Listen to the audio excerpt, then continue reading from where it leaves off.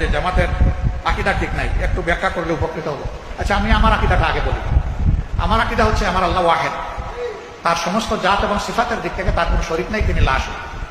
আমার আকীদা হচ্ছে আমার আল্লাহ তাআলার পক্ষ থেকে মানব সৃষ্টির ইতিহাসের সূচনায় আল্লাহ কিছু বান্দাকে নির্বাচিত করেছেন তার নবী এবং পয়গম্বর হিসেবে। প্রথম নবী হচ্ছেন হযরত আদম আলাইহিস সালাম, শেষ নবী হচ্ছেন মুহাম্মদুর রাসূলুল্লাহ সাল্লাল্লাহু আলাইহি ওয়াসাল্লাম। তারা সকলেই ছিলেন মানবতার উস্তাদ।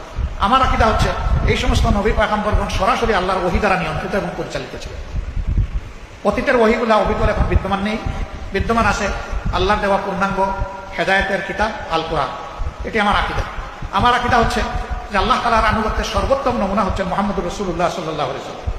আমার আকীদা হচ্ছে মহান আল্লাহ তাআলা এবং তার হাবিবের আনুগত্যের সর্বোত্তম নমুনা হচ্ছেন সাহাবায়ে কেরাম রিদওয়ানুল্লাহি তাআলা আলাইহিম আজমাইন। ভাই, আমার আকীদায় দোষ থাকলে চিঠি লিখে একটু আমারে জানিয়ে দিন।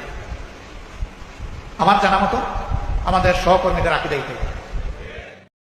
জামাতের আমির তার আকীদার কথা বলে গেছেন, এখন তোদের পালা। তোরা যারা জামাতের বিরোধিতা করস, তোদের আকীদার কথা বলে যাবি।